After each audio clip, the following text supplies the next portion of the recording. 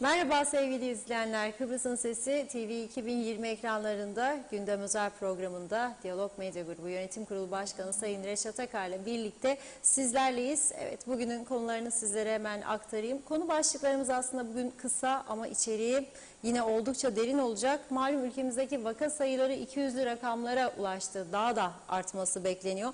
Hepimizin ortak korkusu önce sağlık tabii ki ama sonrasında da kapanma korkusu. Evet, tüm dünyanın pandemiye karşı da elindeki tek silah aşı. Bakanlık aşı için çağrı yaptı, yeni merkezler açıklandı. İki önemli nokta var. Birincisi hiç aşı olmayanlar, bir diğeri de tabii 3. doz aşılarını henüz olmayanlar. Zira 2 doz aşı olduktan sonra 3 ila 6 ay geçtiğinde onlar da aşısız sayılıyor. Acil durum hastanesinde sadece bu sabah 260 yeni vaka vardı. Hem pandemi hastanesi başhekimi hem de Sağlık Bakanlığı Müsteşarı'nın önemli açıklamaları var. Rakamları paylaştılar. Hastanede tedavi gören hastaların 3'te 2'si aşısız. Evet, konuşacağız. Eski Başbakan Doktor Sibel Siber bugün bizlerle birlikte olacak. Değerlendireceğiz. Bir diğer konu da evet, dövizde yükseliş sürüyor. Artmaya devam ediyor. Buna bağlı olarak tabii bazı temel gıda maddelerinde, ürünlerde de fiyatlar artıyor. Röportajlar var. Dün vaktimiz yetmemişti. Paylaşamadık sizlerle. Bugün konuşacağız. Hepsi ve daha fazlası yayınımızda olacak. Sizlerin de yorumlarını, sorularını bekliyoruz diyerek hemen merhaba diyorum Reşat Bey. Merhabalar Funda Hanım. Herkese hayırlı günler dileyerek başlayalım. Evet, aslında endişeyle izlediğimiz gelişmeler var. Bu gelişmelerin iki tanesi başlıcası, biri sağlıktır. Evet, gerçekten hayatımızla ilgili, yakınlarımızla ilgili, bizimle ilgili sağlık, yani özellikle son 2 yılın konusu korona. Birisi de tabii ki ekonomi, geçim sorunumuz. Ekonomi gerçekten iyiye gitmiyor. Ekonomi son derece kötü. Bunun üzerine Türk lirasının değer kaybı gerçekten özellikle dar ve sabit gelirli insanlar açısından çok ciddi sıkıntılar yaratmaya başladı ve yaratmaya da devam edecek. Şu anda biz stüdyoya girerken bir İngiliz sterlini 14.27 idi ve programdan 1 dakika önce 25'i konuşurdu. Program girerken, jenerik çalarken 27. Daha program akışı içerisinde ne olacağı belli değil. Euro 11.97, 12 demek. Dolar 10.58, 11'e merdiven dayadı demek. Türkiye Merkez Bankası'nın Aralık 2021 sonu itibariyle öngördüğü dolar kuru 10 TL'ydi. Şu anda Kasım'ın 17'sindeyiz. Dolar kuru 10.58 ve yukarıya doğru çıkışı sürüyor. Belki de bu program bitinceye kadar 11 olacak. Euro 12, İngiliz sterlini 15 gibi. Bu tabii korkunç bir durum. Sadece bugün %2,5 ve onun üzerinde bir değer kaybı var Türk lirasının. Dolayısıyla bunu gören, her gün kurun değiştiğini gören ithalatçılar ve satıcılar doğal olarak ellerinde hesap makinesi sürekli fiyatları değiştiriyorlar. Ama bu durum vatandaşlarımızı derinden ilgilendiriyor. İnsanlar birçok gıda maddesini evine götüremez duruma geliyor ve son derece ürkütücü bir durum tabii ki bu. Kuzey Kıbrıs Türk Cumhuriyeti hükümetinin elinde ne var ki müdahale etsin? Kuzey Kıbrıs Türk Cumhuriyeti hükümetinin elinde gerçekten müdahale edebilecek hiçbir şey yok. Çünkü para kendisinin değil, Merkez Bankası kendisinin değil, ithalat ürünlerindeki dövizle oynama gücü yok. Yani dövizi sınırlandırayım, belirli bir rakamda tutayım ve kuru sabitleyeyim yani ve bazı zorunlu tüketim maddelerinin fiyatları o kur üzerinden hesaplansın, bunu yapabilecek bir durumda değildir. Dün akşam başlamıştı zam, bu sabah markete giden vatandaşlarımız paylaşmaya başladı. Diyor ki, dün diyor 8,75 olan süt, bugün 10 lira 75 kuruş. Dün 16,50 olan yoğurt, bugün 20,60. Hellim 39 TL'den 57,50 oldu diyor. Pahalılık halkımızı nasıl etkiledi ve nasıl etkiliyor? Gerçekten bunlar gündemimizin ikinci konusudur. Az sonra korona konusundan sonra zamları ve vatandaşlarımızı nasıl etkilediğini burada konuşacağız. Şimdi bugün korona vakalarıyla ilgili olarak 3 ayrı açıklama yapıldı. Ne zaman ki bıçak kemiğe dayanıyor, o zaman her taraftan sesler yükseliyor. Aman da aman, aman da aman.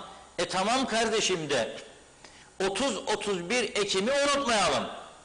Bu ülkenin şu andaki iktidar partisinin kurultayını, o kurultayın olduğu günlerde olmazdan öncesinde dedi ki aman dikkat edin, maske mesafe kurallarına uyunuz, salona azar azar insan alınız, boşaltınız, öpüşme yapmayınız dedik. Kim dinleyecek bunu? Zafer da zafer, zafer da zafer, bakınız ama. Unutmayalım arkadaşlar, şimdi bakınız, bu ülkeye siz aylarca turist gelmesin diye mücadele verdiniz, sağlıkçılar, size söylüyorum. Kapattınız kapıları, iflasa sürüklediniz insanları. 10 binlerce insan aç kaldı, parasız kaldı, yastık altındaki paraları da yedi. Siz aman da aman dediğiniz için, tamam da dıştan gelip kapanacak oteline ve dolayısıyla benim portakalcımın portakalını çekecek, sütünü çekecek hayvancımın, etini tüketecek kasabımın, balığını tüketecek balıkçımın, yerli ürünler yetmedi ithalatçımın ambarında bekleyen ürünleri tüketecek. Buna engel oldunuz. Bir yılı aşkın süre akıl almaz yasaklar getirdiniz.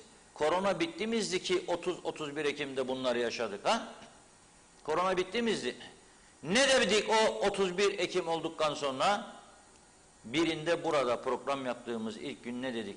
Hatırlayın. YouTube'da vardır, Facebook'ta da vardır. Geri giderseniz göreceksiniz. Bunun etkisi 1-2 hafta sonra kendini gösterecek dedik. O salonda öğretmenler de vardı. O salonda memurlar vardı. Çok sayıda hem de. Yüzlerce memur vardı o salonda. Yüzlerce öğretmen vardı. Neyi kutluyorlar bu arkadaşlar? Bir ülkenin ekonomisi çökmüş, dibe vurmuş. Bir ülkenin geleceği belirsiz. İnsanlar yarın ne olacağını bilmez durumda. Birçok insan borçlarını ödeyemez durumda. 35-40 bin dava dosyası mahkemelerin gündeminde bekliyor. Cezaevi patlamış, hastanelerde aşı kalmamış. Neyi kutluyorduk biz be arkadaşlar? Neyi kutluyorduk?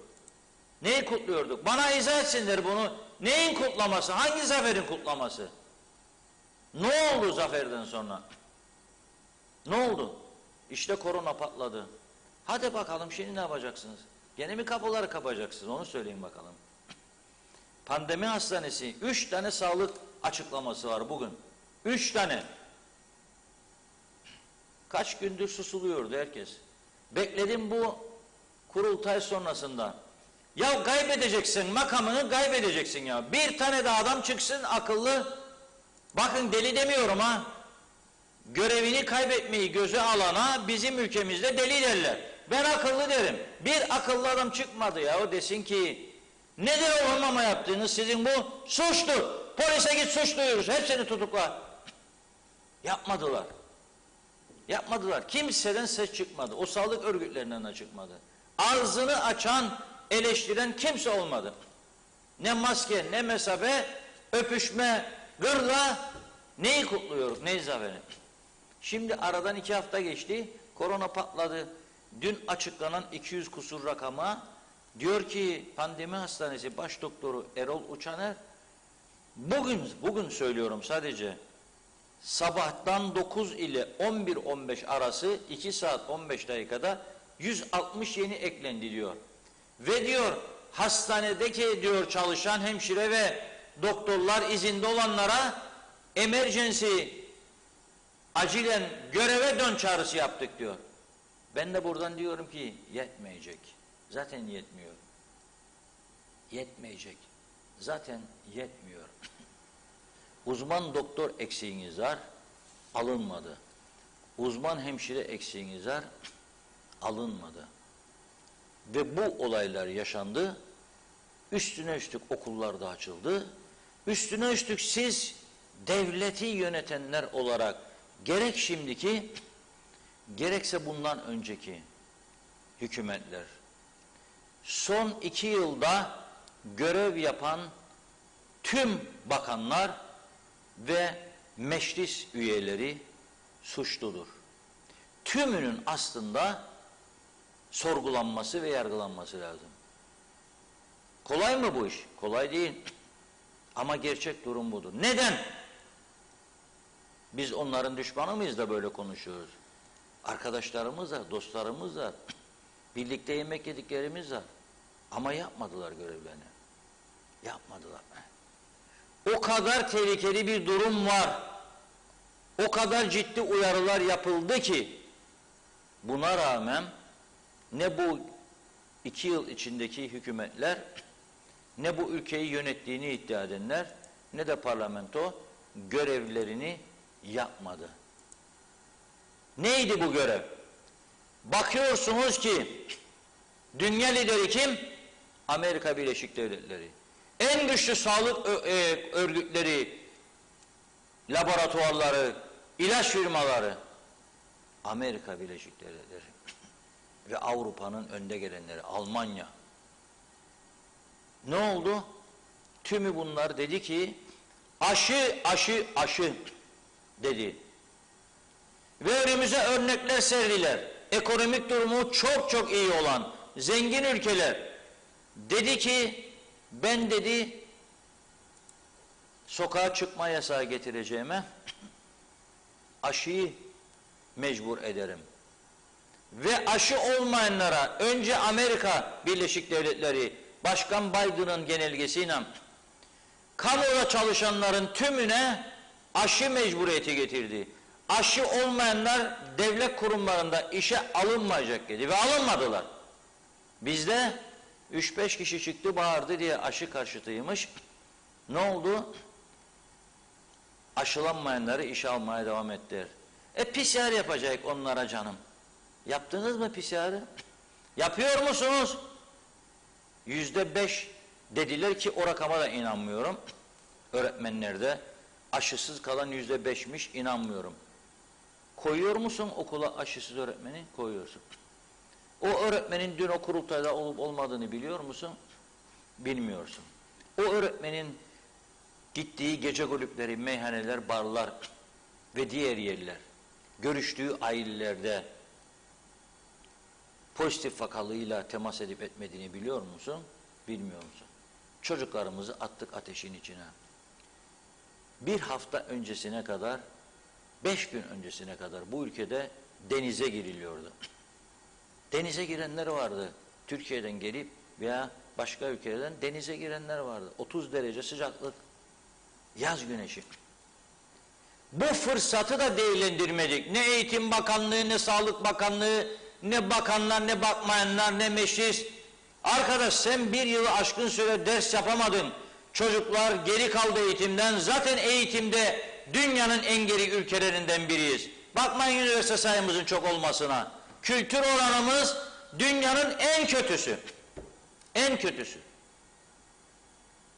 Ve siz o güzel havalarda hafta sonlarını da içine katarak cumartesileri de bahçelerde ders verebilirdiniz çocuklara, hızlandırılmış. Onu da yapmadınız. Şimdi başladık, bilmem hangi okulda 2 pozitif vaka, okul kapansın. 3 pozitif vaka kapansın. Ama korkmaya başladık. Bana sorarsanız gönder çocuğumu okula, rahatsın, göndermem. Ben de göndermem. Nasıl göndereceğim? Ama bu taraftan eğitimde bir eksik olsun. Zaten yoktur eğitim. Zaten yapmadınız. Fırsat elinize geçti. Allah bize bu fırsatı verdi. En güzel iklim, en güzel hava şartları. Bahçede eğitim şansı. Yapmadık. Her şeyin en iyisini biz bildik ya. Her şeyin en iyisini biz bir günlüğüne, bir aylığına göreve getirildik. En iyisini biz bildik. Başka akıllara, fikirlere ihtiyacımız yok. Normal, rutin bir şekilde eskiden olduğu gibi okula gidişler. Sabah 8, 8.30, 9, 2 saat, 2,5 saat ders. Öğretmen eyvallah evine, çocuklar eyvallah evlerine. Şimdi korona patladı. Yazık değil mi çocuklara? Küçük çocuklar. Aşı. Ben istemem diyor. İstemezsen o görevi de bırakacaksın.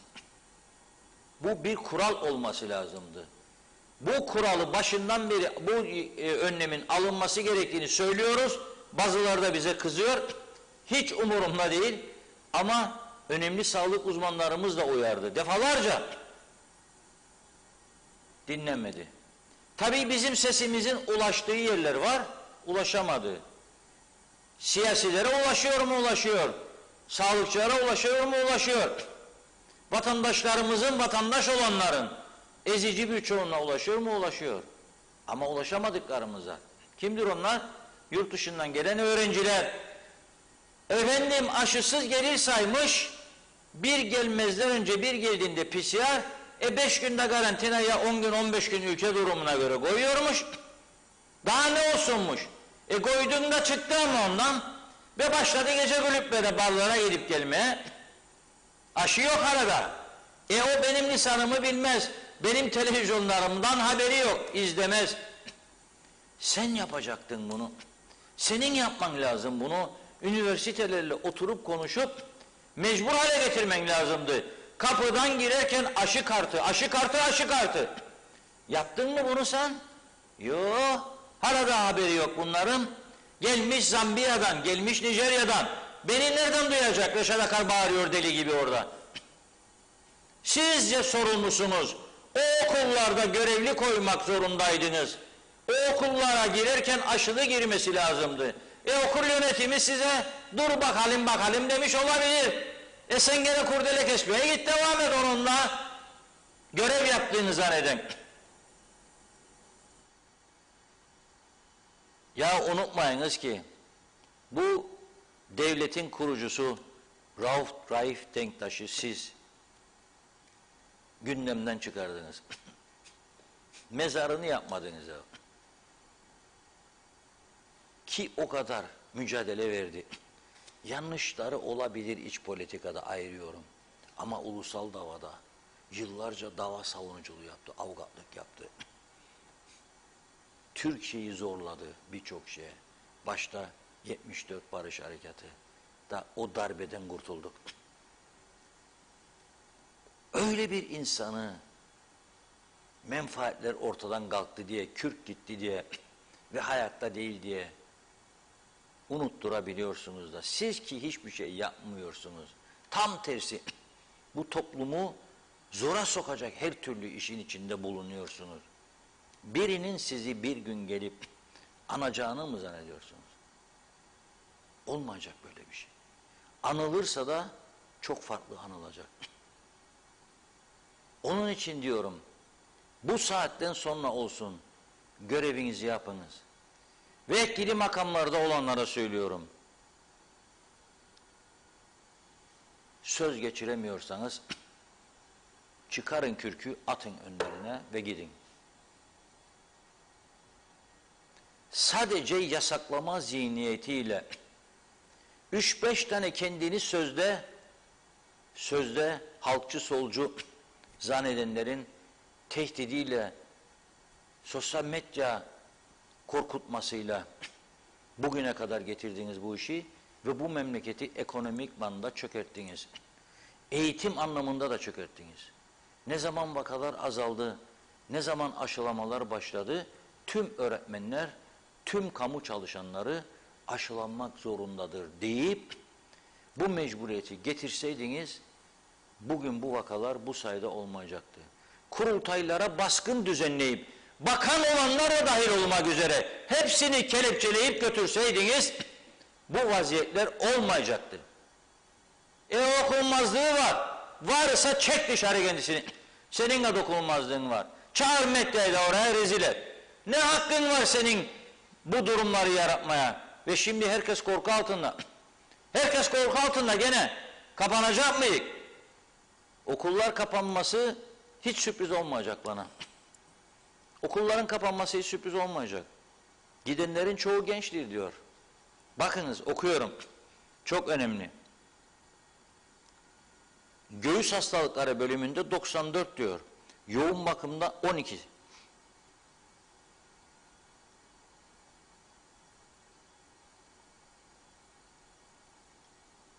...220 vakanın çoğunluğu diyor KKTC yurttaşı. Ve tedavi görenlerin yaşları 2 ile 90 arası diyor. Eskiden 60'da üstü derlerdi, 50 ve üstü. 2 yaşında çocukları varmış. Ve bu tedavi görenlerin diyor 3'te 2'si aşısız. Olmam da olmam. İnadına da olmam. Ne bileyim ben ileriden olacak diyor. Şimdi de ama yoğun bakımdasın. Ne olacak? Ne olacak? Bilime karşı gelen insanlar topluluğu olduk ya. Dünyada eşimiz benzerimiz yok. Kendimizi çok korkunç fikir sahibi, çok bilgili, çok görgülü zannediyoruz. Yoktur öyle bir şey ya. Yoktur. 2 tane kitap okumakla profesör olunmaz. 2 tane köşe yazısı yazmakla gazeteci olunmaz. 2 tane sövme yazısı paylaşmakla sosyal medyada halkçı olunmaz. İnsanla insanlık olmaz. Ama görev devleti yönettiğini iddia edenlerindir sorumluluk. Sen alırsın tedbirini, uyarsa göreve devam eder çalışmaya, maaşını alır. Uymazsa gider. Mahkemeye verecekmiş, buyursun versin. Mahkememiz geri çevirdi. Mahkemeye verdiler, geri çevirdi onları. Bir salgın var dedi mahkeme, kabul edilemez sizin davanız. Sana en büyük silahı verdi arkadaş. Ama sen 3 tane oy alacaksın kurultayda, 3 tane oy alacaksın olası bir seçimde diye bir toplumu hepsini tümüyle gene felaketin eşiğine getirdiniz. Ne olacak bundan sonrası? Ne olacak? Kim zarar görecek bundan ve şu anda görüyor? Bir tarafta döviz dalgası sterlin 15'e koşuyor onlardan ve pahalılık en temel gıda maddesi süt, peynir, hellimde anormal fiyat artışları, köylü perişan, hala gübresi yok. Ekim yapacak ve sen bu tarafta kurultay sarhoşluğu, arkasından hükümet krizi, 2 aylık hükümet için hükümet programları, mecliste güven oylaması da bilmem ne, şimdi bütçe bitecek çalışmalar, hop seçime gidiyorum. Sonra gene hükümet değişimi. Tam Laurel Hardy dizisi vardır. İngilizlerin unutulmaz. Biz yayınlıyoruz unutturmamak için. Şimdi çocuklara birçok insanlar evde dizileri gösterirler. Vurun diyor. Çeker silahı. Ana baba görürken çocuk da görür perde arkasında. Sonra çocuk büyür. Vururum lan diyor o da. Bu kültürle çocuk yetiştiriyoruz arkadaşlar. Ondan sonra da övünüyoruz. Forever tiyarensi. Eskiden Laurel Hardy'yi görürdük. Çocukluğumuzda mutlu bir şekilde uyurduk. Gülerek kahkaha atarak. Onun için biz koyuyoruz akşam saatlerinde. Bari bizim kanalı izleyenler mutlu yatsın uyusun diye. Belki bunu bugüne kadar kimse düşünmemiştir. Neden koyuyoruz diye. Saat doldurmak tabii önemlidir de dar bir kadroyla ama seçerek bir şey veriyoruz. Seçerek. Dizi hastaları bana kızmasın. Hayatta görmem. Varsa gittiğim bir yerde dizi seyreden kaçarım. Benim kültürümde çek silahı vur. Yoktur öyle bir şey. Yoktur. Eksik olsun. Başka şey görürüm. Başka şekilde kendimi eğlendiririm. Nereden nereye geldik değil mi? Korona sürecinde morale ihtiyacımız var. Analar, babalar çocuklarına karşı çok sorumludurlar. İleride vicdan azabı çekmek istemiyorlarsa vakit ayırıp ilgilenecekler her şeyleriyle. Her şeyleriyle. Grip patlaması var, grip. Yıkılıyor ortalık. Sabahleyin bir saydığım, sevdiğim insan gördüm, bir büyüğüm. Reşat dedi, ne yapacağız dedi, dudaklarını gösteriyor. Adam tabii, söylediğim kadın değil. Bak dedi, burun akıntısından kabuk bağlamış dudağımın üstü diyor. Başka insanlar görüyorum. Bizim çocuk 15 gündür geçirmedi diyor. Müthiş bir grip salgını var. Bizde hala daha grip aşıları yok. Gelmedi. Nerededir ya bu örgütler, bu sağlık örgütleri? Kapat da kapat, kapat da kapat, kapat da kapat diyen bu sağlık örgütleri. Başarılı oldunuz o zaman. Ya şimdi bunun için de bir mücadele verseniz de başarılarınızı alkışlayalım. Esas konumuz budur, sağlıktır. Sağlık konusunda hareket etmektir. Yok ekonominin baş komutanı oldunuz bana da mahvettiniz ülkeyi. Şimdi çıkın ortaya göreyim, sizi merak ediyorum. Birçok ilaç yok hastanede. Neredesiniz ama siz? 13'lerin hesabı yapılıyor şimdi. Kasım maaştan ödeyebilmek için de demiş Maliye Bakanı, ben görmedim. Bir kanalda galiba 100 milyon kadar eksilecek demiş, borçlanacak. Borç yiğidin kamçısı yahu. Bugün manşet yaptık. 47 milyar borcu olanla korkmayan bir Maliye Bakanı 100 milyon liracıktan mı korkacak şimdi? Yani korkmaz. Hele hele döviz yükseldi. Dolarlar var. Brunei'den gelen şu yer altına sakladınız. Halk bilmiyor bunları ama ben duydum. Ey Dursun Oğuz Bey. Halk bilmiyor ama ben duydum. Kooperatif Merkez Bankası'nın altında bir strong room var diyorlar. Hazine deposu. Oradan dolarları az az çıkar. Bak şimdi dolar kuru kaç olmuş? 11. Dursun Bey. Sen Brunei'den getirdin. Milyarlar var onun içerisinde. Çıkar biraz da halk rahatlasın. Siz bana görevinizi yapmayacaksınız. Alınması gereken yerden vergileri almayacaksınız.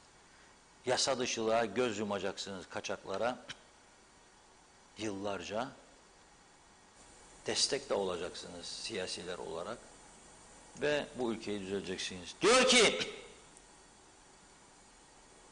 ikinci açıklamaya geçiyorum. Şimdi bir okuduk. Pandemi Hastanesi baş doktorunun. İkinciye geçiyorum. Lefkoşa Doktor Burhan Nalbandoğlu Devlet Hastanesi yoğun bakım sorumlusu Doktor Şükrü Onbaşı da diyor ki,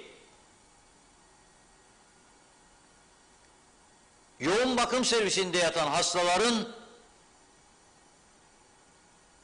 çoğunluğu aşısız diyor, aşısız diyor. Aşılanın ey insanlar diyor. Sağlık Bakanlığı Müsteşarı, bir de Sağlık Üst Kurulumuzun başkanı, Doçent Doktor Dürüye Deren Oyga Hanım, koronavirüste en fazla bulaşın aşılanmanın düşük olduğu 20-40 yaş aralığında görüldüğünü belirtiyor. Her vatandaş aşılanmalı diyor. 2 doz aşı olan zamanı gelenlere diyor, hatırlatma dozları yapılmalı diyor. Havalar soğudu diyor. Kapalı alanlarda geçirilen vakit arttı diyor. Kasım'da vaka sayısının artacağı öngörülüyordu diyor. Ve diyor dünyada da geçti. Bizde de diyor aşılarımızı tamamlarsak, maske, mesafe, hijyen kurallarına dikkat edersek bu kışı daha rahat atlatabiliriz. Aksi takdirde bulaş artacak diyor. Bugüne kadar 568.074 aşılama yapıldı diyor. Aşılama oranları konusunda da şöyle diyor.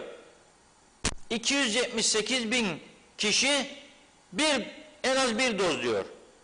Bu da %72 diyor.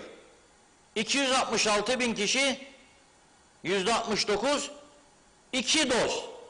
Yahut 266.000 nüfusumuz 42.000 de öğrenci geldi diyorsunuz. Bana 500.000'in altında değildir.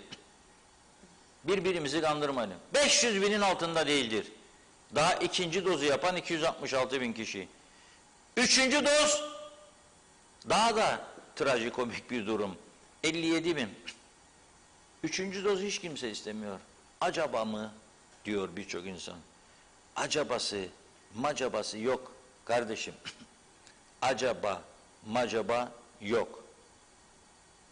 Dördüncüye geçiyorum. Funda Hanım da fena fena bakıyor. Sizde korona yok değil mi? Yok yok. Temaslıydınız, olmuyorum geçti ben. mi? Aşı yüzünden ben hiç pozitif olmadım. İyi Üçüncüyü oldu. de vurdunuz mu? Tabii üçüncüden sonra hiç negatifte O zaman kaldık. daha rahat. Ama mesafeyi koruyalım yani Tabii biz. ki, 2 tabii metre ki. olsun en azından. Olsun. Lefkoşa Doktor Burhan Alpmanoğlu Devlet Hastanesi'ne görev yapan enfeksiyon hastalıkları uzmanı Doktor Nesil Bayraktar da açıklama yapmış bugün. Aşılanma ve toplumsal duyarsızlık artmazsa Covid-19 salgını diyor, ivme kazanacak diyor. Nüfus artıyor diyor. Nüfus arttıkça diyor, öğrenciler geldi diyor, yüz yüze eğitim başladı diyor. Sosyal temas da artıyor. O yüzden diyor sosyal mesafe, maske ve hijyen hiç olmadığı kadar önemlidir diyor. Ama insanlarda diyor yazdan kalma bir rehavet var diyor. Bu bir an önce bu rahatlıktan vazgeçilmelidir diyor. UBP kurultayı vallahi billahi tarihe geçecek bir kurultaydı. Bakınız. O kurultaya bakalım. Yani 15 gün önce ya bu da. Ondan önce kokteyller oldu. Kuruluş yılımı. Arada YDP'nin oldu. YDP'ninkilerde de birçok insan salona girdi çıktı. Ama bu öpüşmeler vardı UBP kurultayında. Unutulmaz yani. O öpüşmeler vardı ya. Zafer, zafer, zafer, zafer.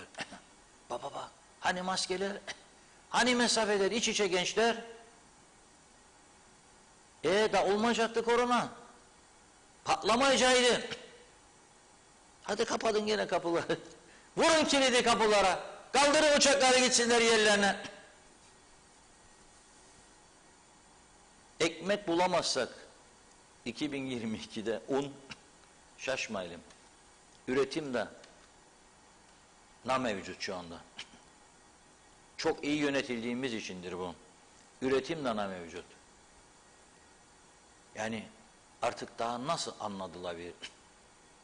Olmazdan önce bir şey tedbir alır insan. 100 kilometrelik yolda veya çok keskin bir viraja geldiğinizde Ciklos, Girne Ciklos'u oraya radar koydular 50 diye. Bakıyorum bazıları çok akıllıdır gerçekten. Özellikle o cip sürenler gösterecek ya yoldan geçenlere uçan araba kullanırım diye. Ya var bende bir şeyler, görün beni. Halbuki görünmez. Hele koyu camları olanları görmem ben. Kim sürer ne bileceğim ya. O kendini tatmin ediyor o saat. Beni görüyorlar diyor. Geliyor. Tam köşesinde 150'de gelirken zıt duruyor. 50-55 ona söylemiş birileri, belki de Mustafa abileri. Demiş ki 55'e kadar bas da korkma. Geçer geçmez daha viraj bitmedi. Gene bir hız.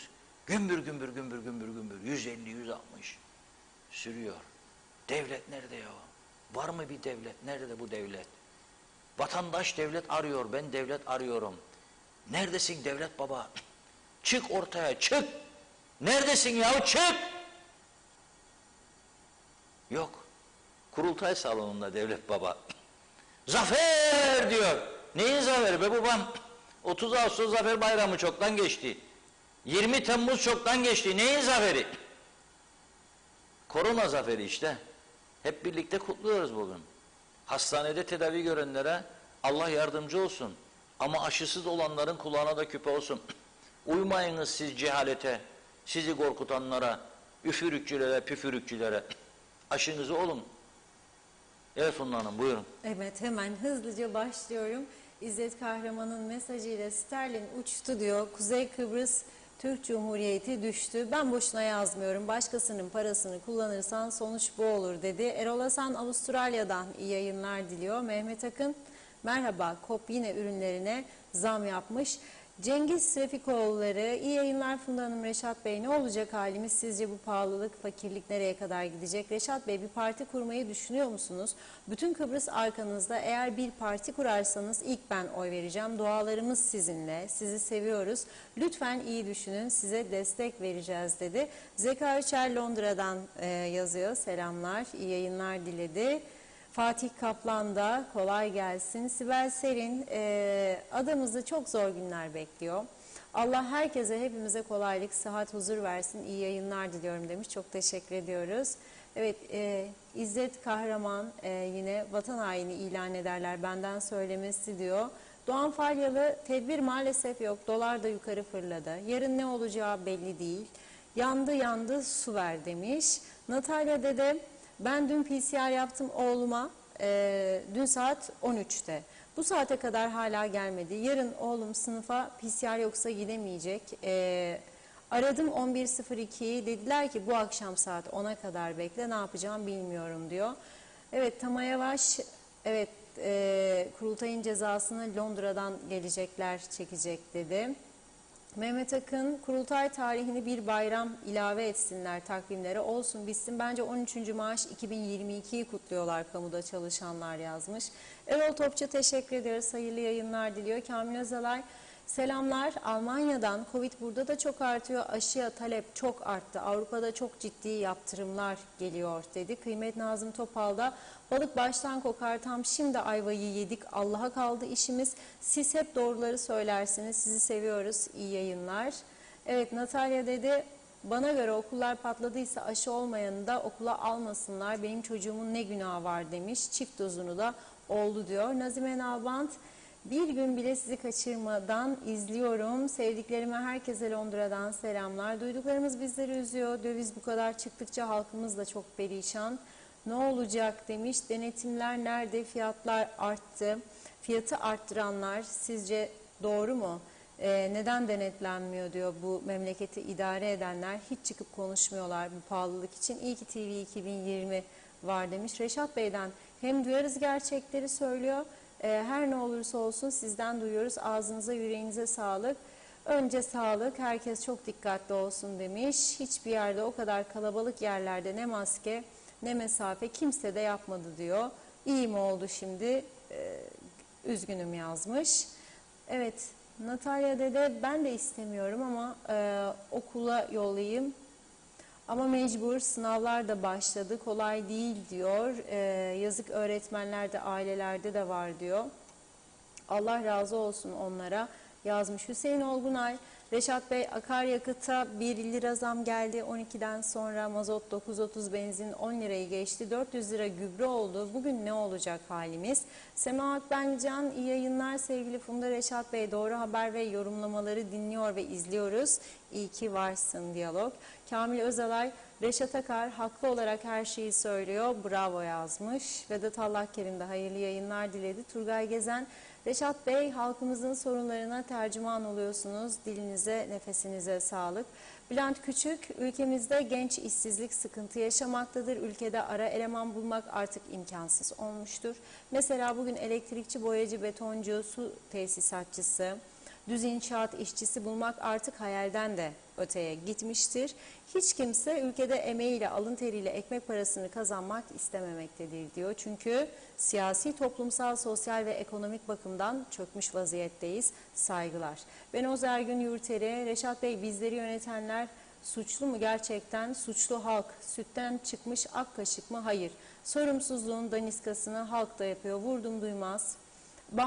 Başka bahaneci. Bunların sorumsuzluklarını her gün, her ortamda yaşıyoruz. Bir şeylerin düzelmesini istiyorsak önce kendimize çeki düzen vermeliyiz. Murat Ayes, araç kayıt 10 gün daha kapalı. Okullarda vaka çıktığında diyor, okullar kapalı mı olacak? Bir kişi pozitif çıktığında bütün daire kapatılır mı demiş. Dursun Sönmez de, öğretmenleri genellemeleri gerekir. Benim kızım da öğretmen, yavrusu 6 yaşında, her hafta antijen testi yapıyorlar.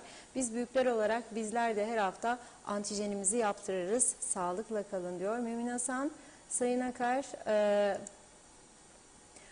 Tespitleriniz tamamen, eleştirileriniz çok keskin. Biz de bize yakışır. Yani kısır döngündeyiz. Sonuçsuz süt, yoğurt, kaşar içinde, pahalılık içinde bir şeyler söyleyin demiş. Fevzi Mehmetçioğlu da iyi akşamlar diliyor. Ahmet Ulubay, aşısızların devlet dairelerine ve okullara girişi mutlaka yasaklanmalıdır. Sucuoğlu hükümeti kurmada bütün enerjisini bitirdi galiba dedi. Yusuf Kadir Beyleroğlu da Londra'dan bizi izliyor. Hayırlı yayınlar diledi. Mehmet Akın, hala iş yerinde aşı olmayanlar, kamu kurumlarında aşı olmayanlar var. Hani bu sorunların önüne geçilecekti? Kuzey Kıbrıs öyle bir ülke oldu ki artık dünya umurunda değil. Dünyada olan olaylardan hiç ders almıyorlar. Sanki dünya Kuzey Kıbrıs etrafında dönüyor. Sadece bir meclis düşünün, halkın sorunlarını çözmeyen, dinlemeyen ve vurdum duymaz bir siyasi yönetim. İşte biz o gün tükeneceğiz. Gaye Kök, evet kimin umurunda vakalar demiş. Patlamış uyuşturucu, adli suçlar da almış başını gidiyor. Aşı konusunda bile dik duramayanlar, tek düşünceleri seçim altlarındaki koltuk gitmesin kaygısı oldukça bu ülkede için ellerini bile kıpırdatmazlar dedi. Evet, Mehmet İnancı, hoş vakitler değerli dostlarım, sağlıklı günler yazmış. Evet, Yılmaz Kaya, Türkiye'de memurlara 13. maaş yokken neden Kuzey Kıbrıs'ta varmış anlamış değilim. Özelle kamu arasında çalışanlar arasında eşitlik arttıkça açıkça anayasaya aykırıyken bunu dava eden bir insan dahi yok mu diye soruyor. Bergin Rıfat, evet. Merhabalar, grip, zatüre, covid birlikte yayılmaya devam ediyor. Özellikle 65 yaş üstünde sigara içen, kronik rahatsızlıkları olanlar için hem grip hem de zatüre aşısı şart dedi. Mehmet Kurtulmuş da hayırlı akşamlar diledi. Doğan Falyalı, evet demek öyle, veresiye içen 2 defa sarhoş olur, bir içtiğine bir de ödediğine yazmış. Şükrü Özgen Gaziantep'ten selamlar diledi. Teşekkür ediyoruz. Mehmet George karşılığı ruhsat dairesi para makinesi, bunlar para istemez. Bütün gün orada bekle yazık vallahi yazmış. Evet, Mehmet Akın ayrıca diyor ara sıra yazıyorum. Evet, vatandaşlık konusuna da değinin dedi. Mehmet İnancı, Reşat Bey yine bugün maşallahınız var. Devlet adamı gibisiniz, tütünmeniz lazım. Nilüfer Canova, benim oğlum 19 yaşında 3 doz aşısını oldu. Her şeyden önce insan kendisini, sevdiklerini korumak için aşı olma bilincinde olmalı. Her şeyi yüzümüze gözümüze bulaştırdığımız gibi bunu da bulaştırdık. Mehmet Kurtulmuş, aşısız olanları tespit edip ceza kesmeleri lüzum hükümetin. Eğer hükümette sorun varsa seçimlerde de sandıktan çıkamayacak diyor. Gizem Özyaman da iyi yayınlar diledi. Bu sabah benzine zam haberiyle uyandık. Marketlerde, bakkallarda her gün yeni bir fiyat bizleri karşılıyor maalesef. Bu ülkede yaşam kalmadı yazık. Diğer taraftan artan vakalar, Allah yardımcımız olsun. Nazime Nalbant, günden güne güzel haberler duymak istiyorduk diyor ama kimse konuşmuyor halkına, açıklama yapılmıyor. İyi ki Reşat Bey var da her gün bilgileri veriyor. Aşı yapın, korunun. Korona daha fazla vakalar çıkmasın demiş. Ağzınıza yüreğinize sağlık. Her yerde TV 2020 izleyenleri çok var. Gözlerini hiç kaçırmadan diyor, eminim. Daha evvel aşı çok olduğu zaman gidenler aşı oldu. Olmayanlarda da 2 kat var demiş. Aşısız günler geldi geçti. İlaç çöplere de attılar bir vakit diyor ilaçları. Bunların sorumluları nerededir? İlaçsızlık nereye kadar? Üzgünüm. Fikret İpekçioğlu, yatırımcıların önünü açacaklarmış diyor Başbakan yazdı mesajında. Aydın Ökter de hükümet örnek alacağına kötü örnek oldu. Bir de diyorlar mesafe maske. İlk önce onlar olsun diyor. Hatice Momin, iyi yayınlar. Osman Yücelen, vaka sayıları 500'e doğru gidiyor ve maalesef izliyoruz. Aşı dedi o da, lütfen aşı olun. 1-2 mesaj sonra ara vereceğim izninizle. Mustafa Cüce bizimle, selamlar diyoruz. Sayar Aker, selamlar. Korona gündemden düşmez. Telekuş olup gitti. Sınırları açalım. Euro'yu kucaklayalım diyor. Evet, Ordulu Bahattin. Evet, çok teşekkür ediyoruz mesajınız için. Evet.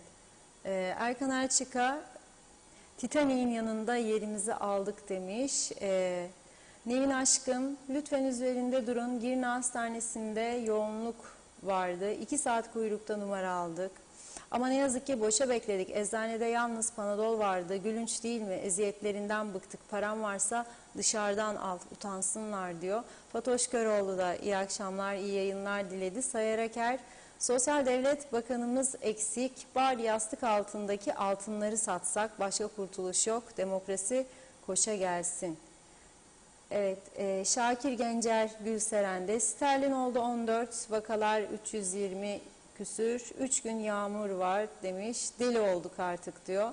Mehmet Akın, Kuzey Kıbrıs hükümetinin acil bir şekilde kemal sıkma politikasına gitmesi gerekiyor. Örtülü ödenekler, siyah Mercedesler kamu kurullarında israfın önüne geçilmesi lazım. Kamuda çalışanların da hepsi artık diyor Kuzey Kıbrıs Türk Cumhuriyeti'ni düşünmek zorunda kamuda çalışanlar da. Evet, başka gidecek bir yerimiz var mı? Avrupa'ya örnek alın biraz. Vakalar yine arttı. Yine kapanmak mı istiyorsunuz? 1,5 yıl kapandık, yetmedi mi? Bizler özelde çalışanlar olarak tekrar aynı durumlara düşmek istemiyoruz.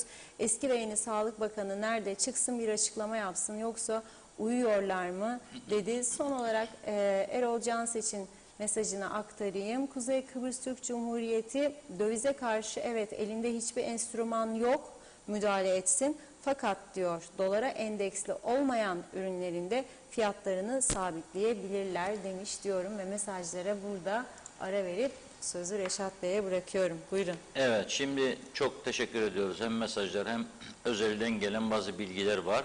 Gerçekten bunlar okuyunca üzülüyorum. Bir de dün Sayın Bakan'ın açıklamasını düşünüyorum. Dün Ali Pilli Bey'in açıklamasını okumuştuk buradan sizlere. Hatta detaylarını verdik. Yani normalde vaktimizi en iyi şekilde değerlendirmek için detaylara girmemiz doğru değildir. Ama giriyoruz. Sırf sizlere en hızlı bir şekilde bilgi aktaralım. Sizler de buna göre tedbirleri alıp program yapabilirsiniz diye. Fakat dün açıkladığımız tedbirler neydi? Kimse aşı merkezlerinden geri döndürülmeyecek. Nokta. Sağlık Bakanı. 2 kez, 3 kez açıklamasının içerisinde bu söz vardı.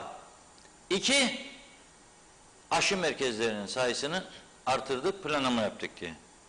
Şimdi, önce onunla başlayayım. Hasan Bey yazıyor bana. Şöyle diyor. Bugün diyor, 4. doz aşımı yaptırmak için Doktor Burhan Nalbandoğlu Hastanesi'ne gittim. Sabah saat 7:30. Aşı olmak için gelenler zaman ilerledikçe çoğalmaya başlar. Sıra numarası verecek hiçbir yetkili yok. Vatandaşlar diyor tedirgin olmaya başlar. Aşı için gelenlerden birisi bu görevi üstlenir ve gelenlerin aşı kartlarını sırayla toplamaya başlar. Vatandaştan bahsediyor yani. Vatandaş alıyor gelenlerin kartlarını, verin de ben yapacağım bu işi diyor. Çünkü yoktur birisi. Güvenlik görevlisi 8-15 raddelerinde gelir diyor. Toplanan aşı kartlarını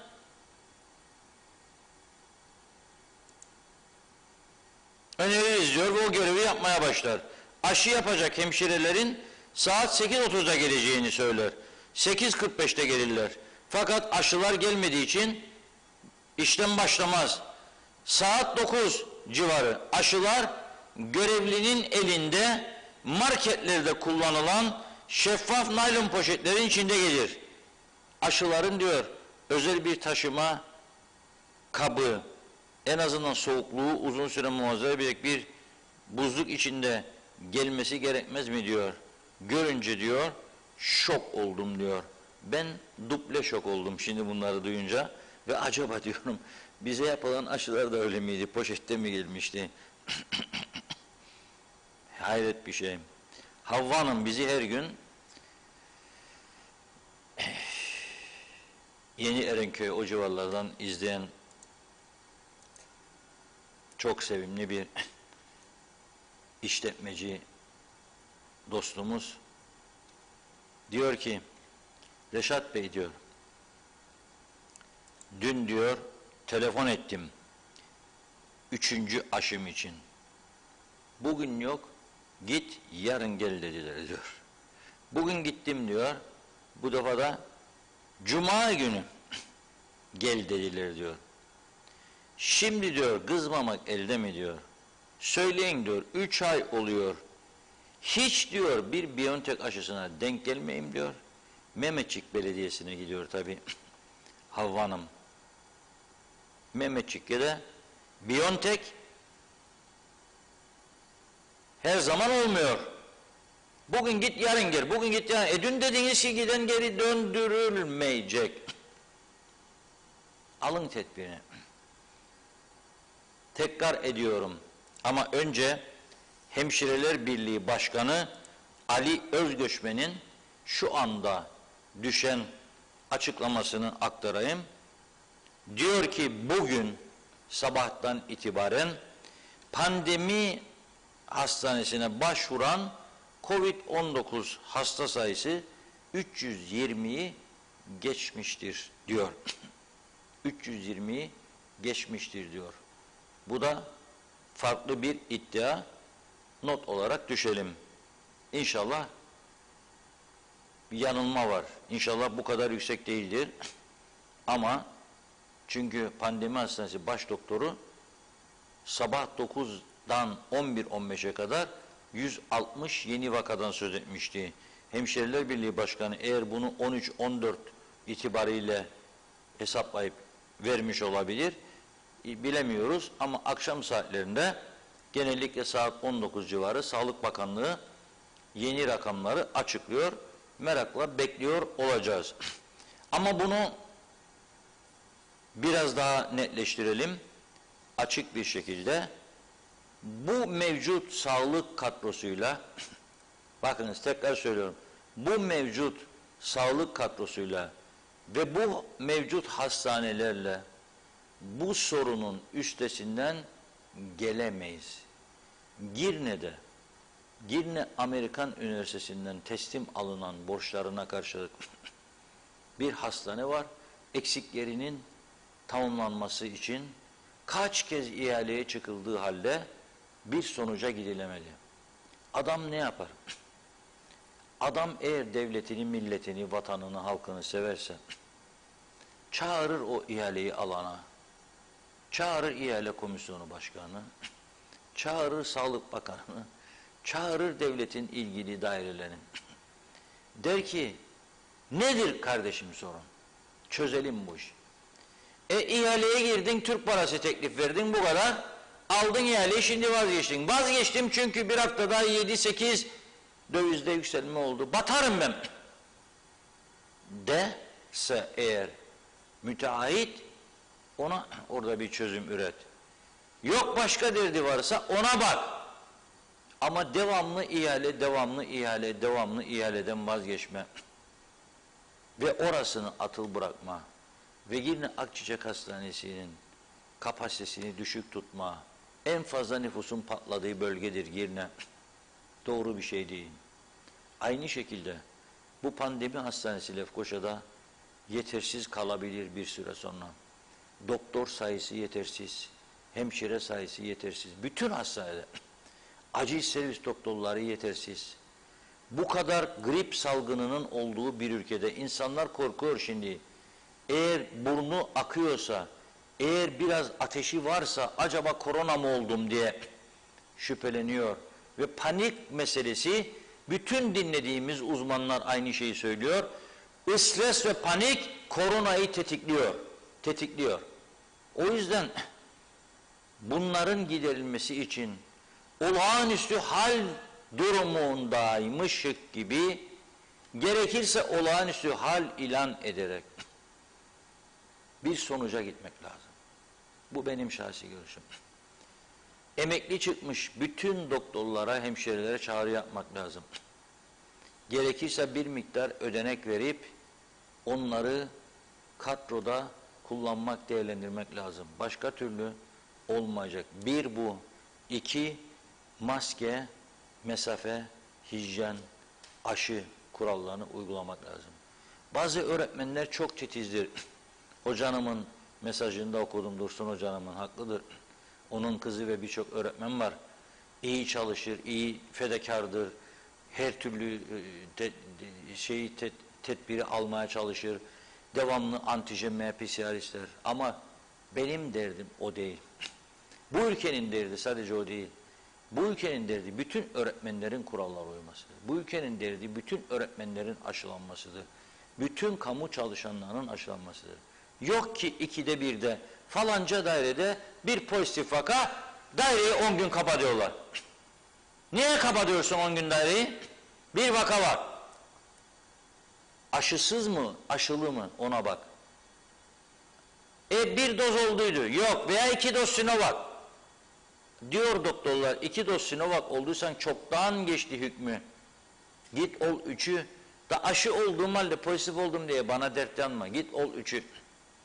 Aşı da var. Evet 50 bin aşıyı da iade ettik Rumlara, biz o kadar zengin ve bonkör bir toplumuz. Tabi bu arada inan etmiştik Sayın Doktor Sibel Siber uzun zamandır o da ekranlarda olmadı.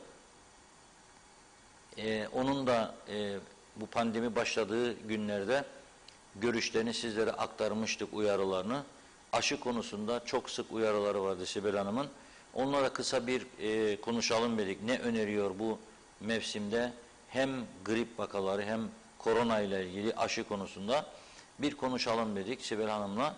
Ve ondan sonra bazı izleyicilerimiz diyor ki pahalılığı ne konuşmuyorsunuz? Bizi kaçırdı herhalde. Onunla başladık. Sterling dedik. 14.27 idi başladığımızda. Program biterken kaç olacak bilmiyorum ama şimdi arkadaşlar son durumu getirirler. Euro 11.97 idi programa başlarken biz. Dolar 10.58. Şimdi bazıları diyor ki çok ilginç bir durum. Bana mı sordun Muhalle Hanım da gittin dolar borç, yani bizde dolar borçlamada Türkiye'de da sterlin borçlandın diyor. Niye döviz borçlandın? Tele borçlanaydın. Ya ama tele de son zamanlarda iyiydi. 5-6 sene istikrarı korudu. Döviz yükselmedi. Tele faizleri de düşük olunca adam dedi ki tele borçlanayım. Döviz faizleri de düşük olduğu için döviz borçlanayım. Telenin %13-15 idi birkaç ay önce. Gitti döviz borçlandı. Ne bilsin bir anda stratejik durumlar da söz konusu tabii. Çok konuşmayalım bu konuda.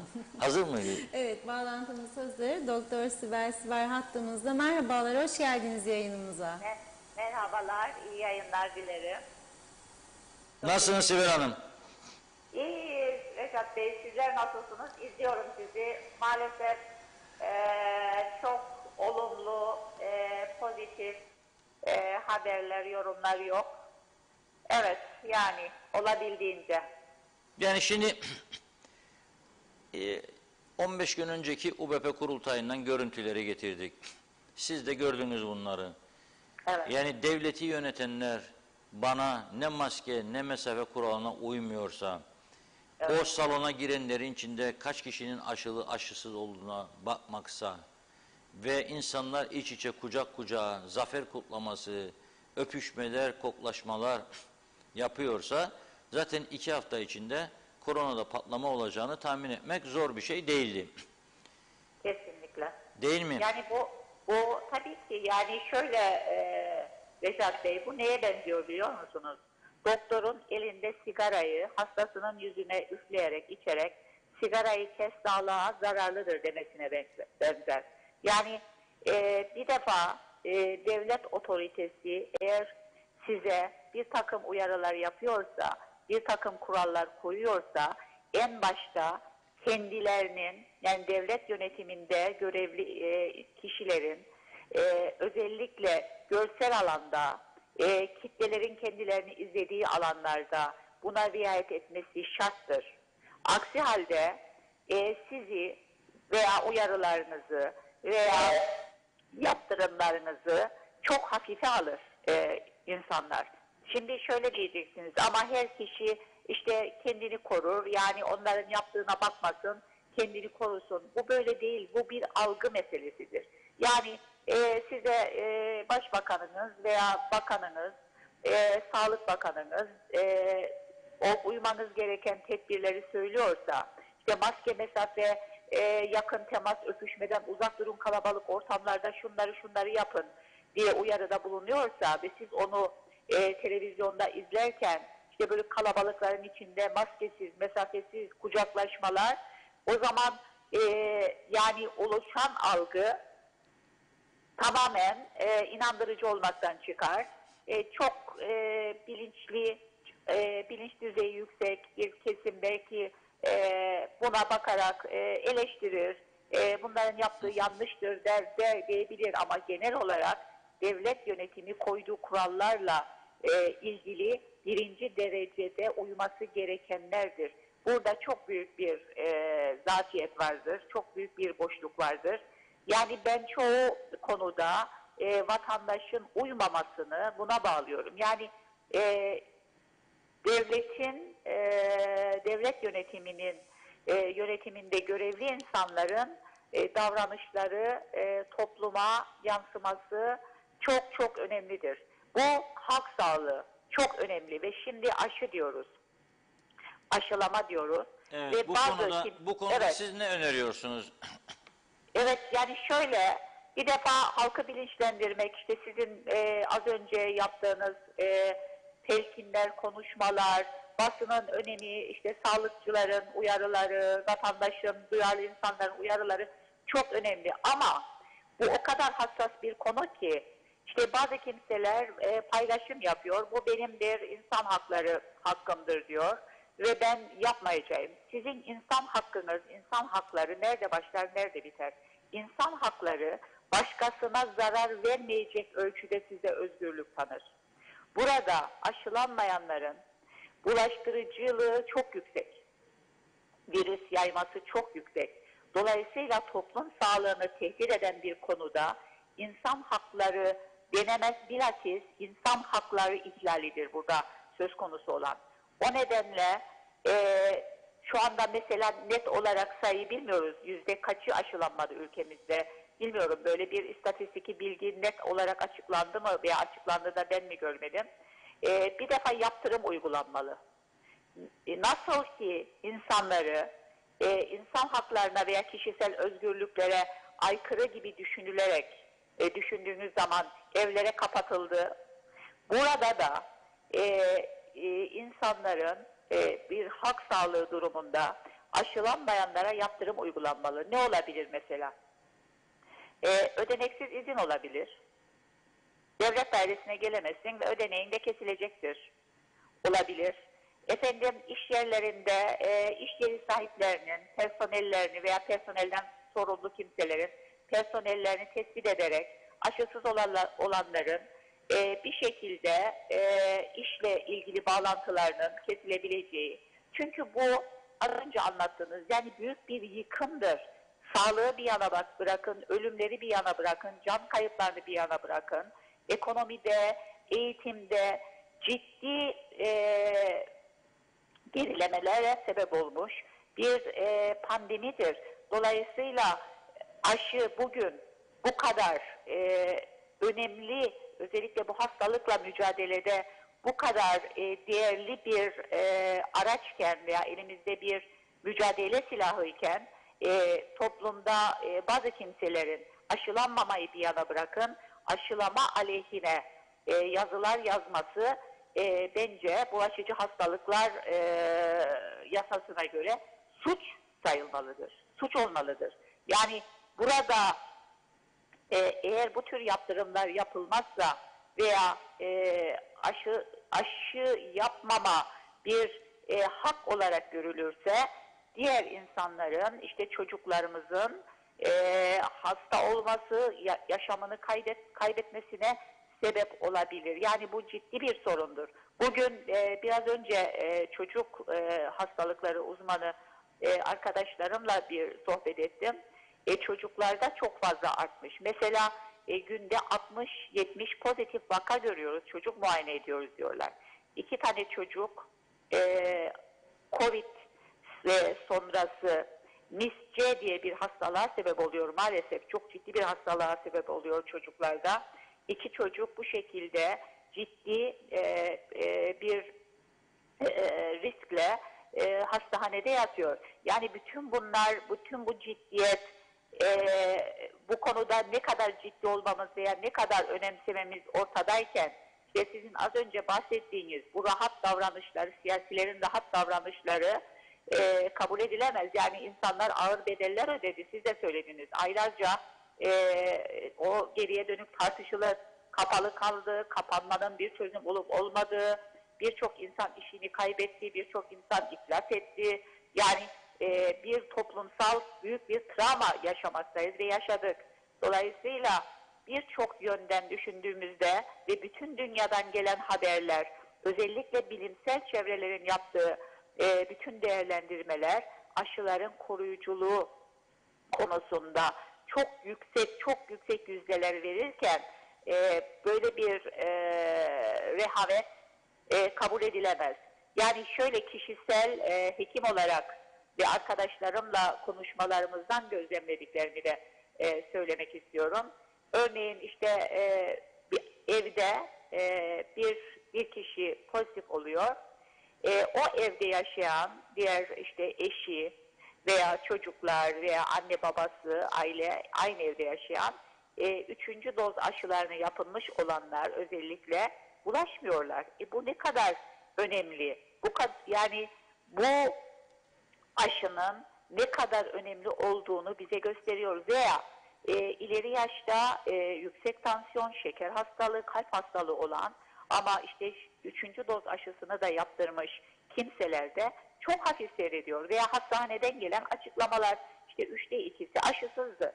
Dolayısıyla devlet otoritesinin, bakanlığın, Sağlık Bakanlığı'nın bu veriler ortadayken aşılamayı çok ciddiye alması gerekmektedir. Yani işte vatandaşa çağrı yapıyorum. İşte ikinci aşılar, üçüncü aşılardan öteye gitmesi gerekiyor.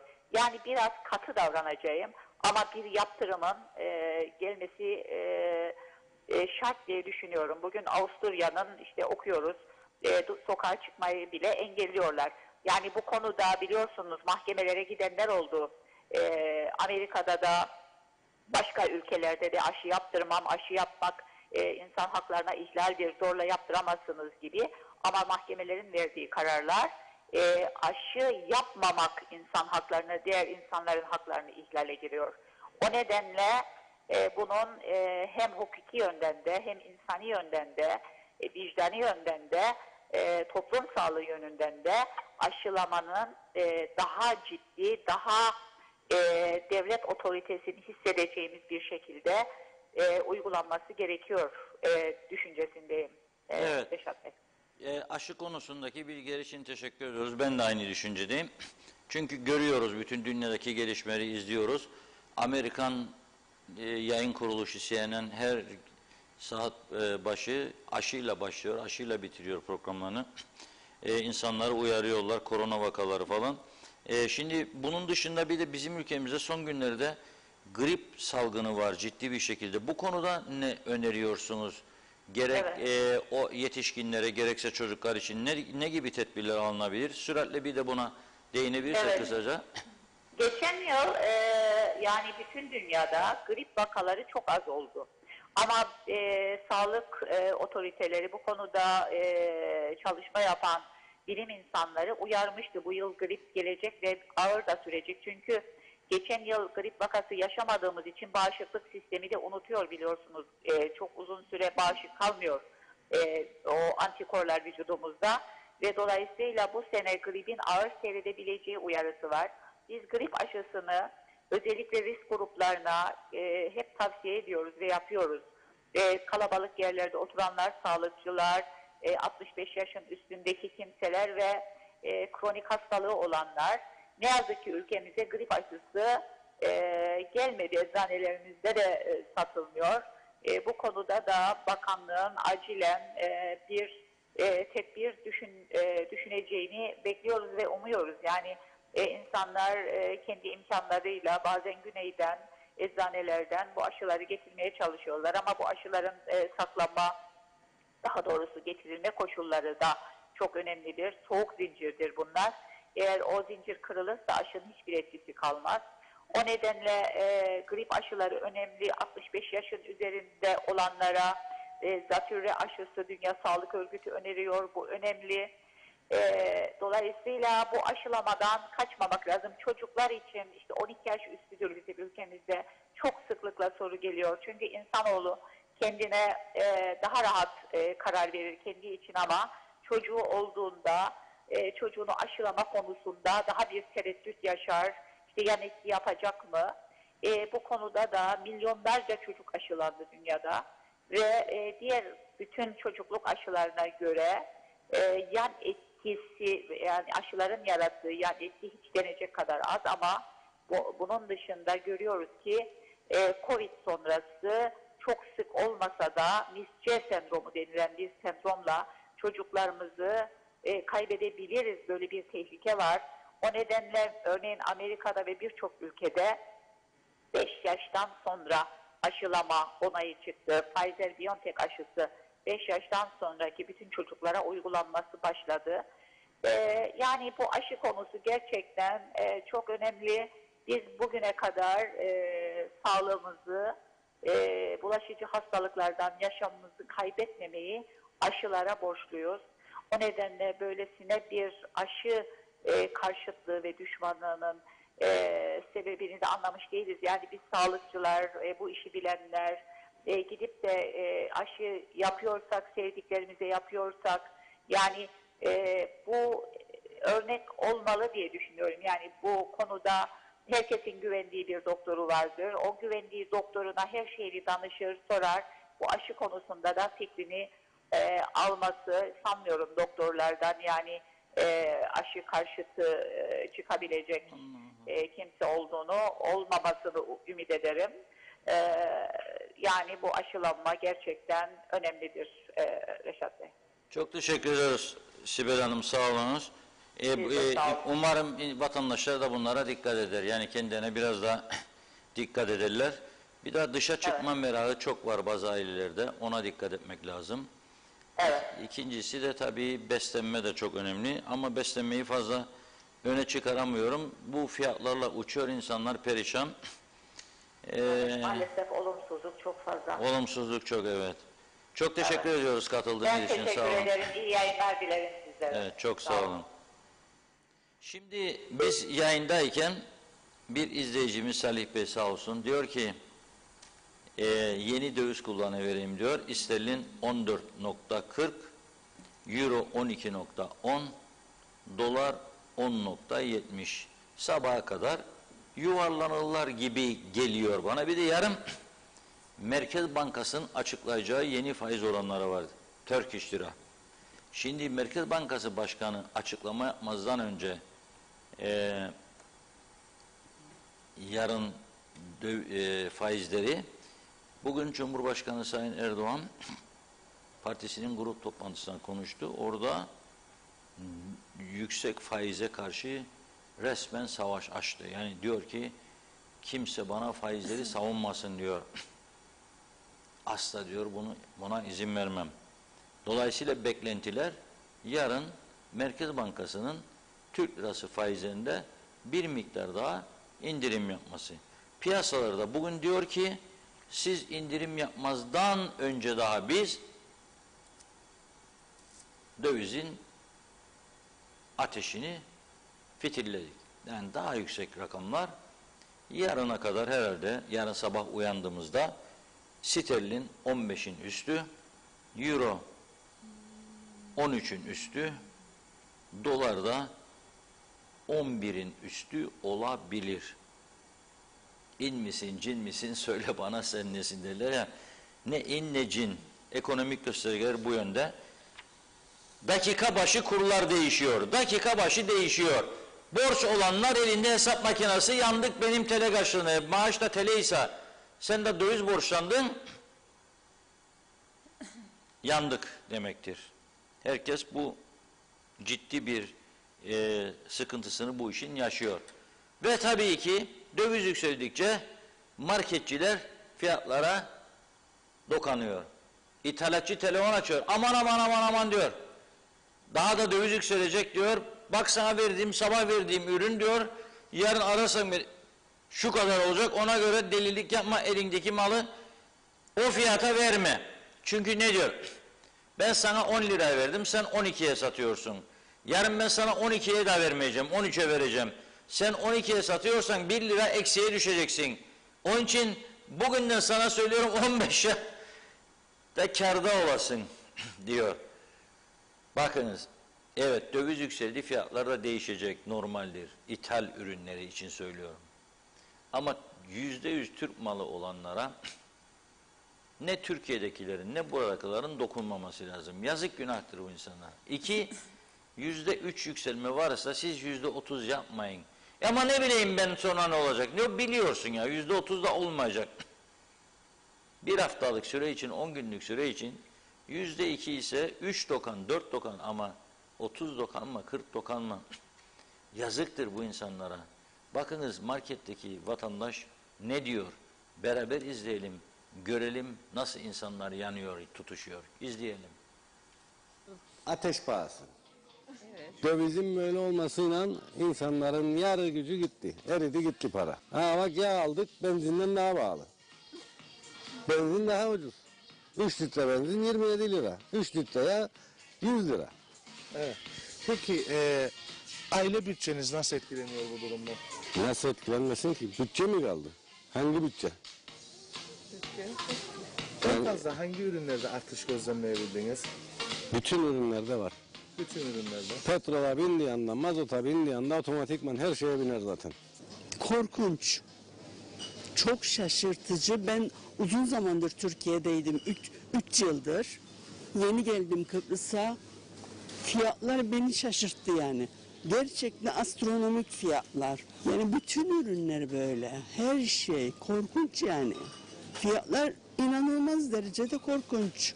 Bir maaşla öyle 2-3 kişi, 4 kişi nasıl geçinir? Yani ben şaşıyorum gerçekten. Birazcık denetim olsun yani. Bu kadar da öyle her kafalarına göre fiyat koymasınlar yani. Fiyatlar gayet uçuk maalesef, biraz yüksek.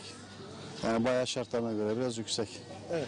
Peki son zamanlarda en fazla artış hangi ürünlerde gözlemleyebildiniz? Vallahi genelde yani alışveriş yapıyorum. Bütün hem sebze hem meyve fiyatları artı bakliyat fiyatları maalesef çok uçmuş durumda. Yani buna hükümetin de bir çare bulması gerekir. En azından denetlemelerin daha da sık, daha da böyle aşikar olması gerekir. Çok fark var. Şöyle düşünün, bundan bir yıl önce 1-200 lirayla yaptığınız alışverişle şimdi yaptığınız alışveriş arasında en azından tam 80 lira fark var. Vallahi alışverişe geldik. Geçen sene bunu doldururken şimdi artık yarısını dolduruyoruz. Bu şekilde anlayan anlıyor artık. Maaşımız aynı, kazancımız aynı ama giderimiz fazla. Nasıl olacak? Aynı bu şekilde devam ediyor. Ama yine de hayatımız bu şekilde devam ettirmeye çalışıyoruz. Peki en fazla özellikle son zamanlarda en fazla hangi ürünlerde artış yaşandı? Tüm gıda ürünleri, ihtiyaç olan. Temel gıdaların. Tabii ki. Tabii biraz pahalıdır ama buranın uygun geliyor. Tamam, yok, burayı çıkarın kafanızdan. Genel olarak pahalıdır. Pahalı. Nasıl etkiliyor aile bütçenizi? Birazcık etkiler. Alışveriş yapıyorsunuz. Neler aldınız? Vallahi ne gerekliyse evimiz için aldık. İhtiyaçlarınızı aldınız. İhtiyaç tabii. Öyle aşırı şeye kaçmayık. Biliyoruz durumu diye. Çünkü her şey pahalı. Mesela bir kutu Nescafe'yi bile alamıyorum. Evet. Peki son zamanlarda en fazla hangi ürünlerde artış yaşandı? Ekseriyetle böyle bu yağlarda çok şey var. Bayağı onlar pahalı oldu. Evet. Sıvı yani yemek pişirdiğin yağ. Evet. Peynir, hellim onlar şey yaptı. Süt ürünleri. Süt ürünleri. Başka temizlik malzemeleri. Yani her şeye zam var. Evet. Kısacası. Peki şunu sorayım. Aile bütçenizi, alım gücünüzü etkiliyor mu? Ekonomik sıkıntı yaşıyor musunuz? Etkiler canım, tabii ki etkiler. Hem de nasıl? Yani bir şeyi alırken 100 defa düşünürük. Evet. Yağdan şey çeker gibi hesap yaparık. Sırf ay sonunu bulabilelim diye.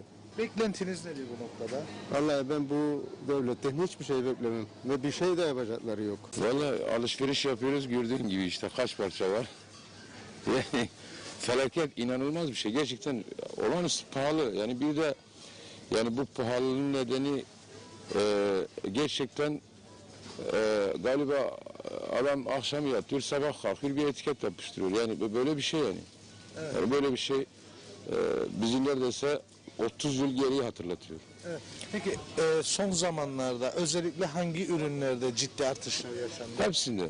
Hepsinde. Yani hiçbir tane ürün yok ki zam alsın. Ciddi yani 2'ye 3'e katlanmış. Tabii ki ciddi ekonomik sıkıntılar yaşıyoruz. Yani zor geçiniyoruz. Gerçekten zor geçiniyoruz. Yani vallahi beklentimiz nedir? Beklentimiz doğrusu Allah bizi ne bileyim yani doğru bir hükümet gelsin bu devletin başına, doğru bir istikrar sağlasın ki bu şekilde giderse gerçekten insanlar ciddi sıkıntı çekiyorlar yani hepimiz. En fazla artış hangi ürünlerde gözlemlendi? Fiyat artışı.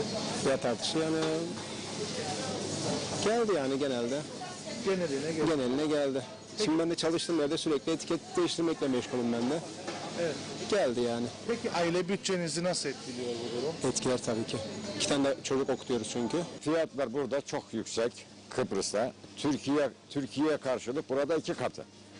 Türkiye'de 1 katı ise 1 katı 2 katı oluyor. Atıyorum şu yumurta Türkiye'de 20-25 lira, burada 30 liradan aşağı. Aha, 30 lira sordum yumurta, 30 lira diyor. Ya şimdi bir yumurta Allah'ın yumurtası 30 lira olursa bu vatandaş nasıl geçinecek? Devletin bize verdiği artışır zaten 5 lirayla 10 lirayla topladığında 100-150 lira bir artış. Alacağın benzin olmuş 8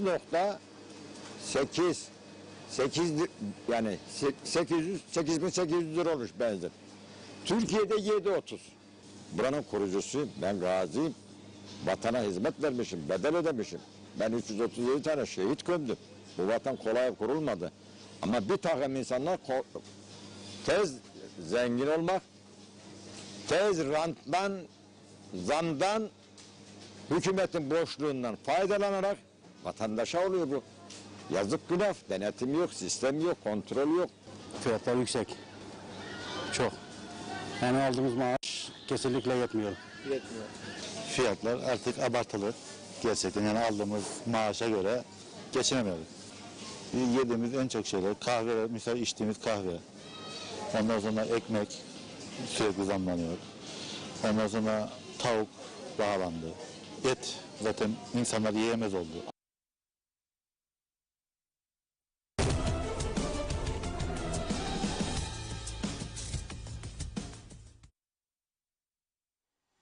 Evet, birlikte izledik. Vatandaş dertli. Sıvı yağ alacak, zam. Ne yapsın da almasın yani? Hanım evde patates kızartacak, yağ istiyor. Börek kızartacak, yağ istiyor. Yemek yapacak, yağ istiyor. Çocuk, ne diyoruz? Sağlıklı gelişsin, süt alacak. Hellimini, peynirini alacak çocuğun. Ama gerçekten maaşlar da tabii yerinde sayıyor bu arada. Ne oluyor? İnsanlar zorlanıyor geçinmekte. Bu kolay bir iş değil. Bir arkadaşım yazıyor şimdi, Adnan arkadaşım. Diyor ki ben okulu kapattım diyor çocuklara. Tedbiri almak zorundayım. Yarın da 4. doz aşı. 2 Sinovac sonrası, 1 BioNTech ve yarın 2. BioNTech, 4 aşı diyor. Bu arkadaşımız sağlık konusunda çok bilgili, son derece Küba ile ilişkisi olan, sağlık ofisi çalıştıran, deneyimleri olan bir arkadaşımız öyle diyor. Ben 4. aşımı olacağım diyor. Aldığı bilgiler de bu doğrultuda olduğu için. Şimdi pahalılık konusuna gelince ne yapayım ben diyebilirler şimdi. Ben ne yapayım? Çünkü bu arada benzinciler de 1 lira yeni bir zam beklentisi içerisindeymiş. Onun haberleri de geliyor. Dolarla akaryakıt aldıkları için dolayısıyla akaryakıt şirketleri iki şirket var Kıbrıs'ta. Zam beklentisi içerisinde ve bu zam kararı da bugün yarın herhalde açıklanır. Ne gösteriyor bize bu? Önümüzde çok zor ve sıkıntılı bir sürecin olacağını gösteriyor. Ne yapalım bugün de idare edelim de yarın ne isterse olsun, dünyaya bir defa geldik falan filan, o lafları bırakalım. Bırakalım. Bırakmak istemem, varsa yapacak bir şey yok. Ama sonra çıkıp da farklı noktalara götürmesinler işi. Alınabilecek her türlü tedbiri almak zorundayız. İşaretler bu yöndedir. Birilerinden bekliyorsak bizi yönetenlerden bizi koruyacak, koruyamadığını da görmüş durumdayız. Koruyamadıklarını. Ama ben onlara tekrar çağrı yapıyorum. Bakınız, bu işin şakası yoktur. 42.000 öğrenci geldi diye zil takıp oynamayın. Evet, bazı boştaki evler kiralandı. 300-500 kişi, 1000 kişinin yüzü güldü. Ama o öteki taraftan da riskler var. Herkes aşısını olacak arkadaş.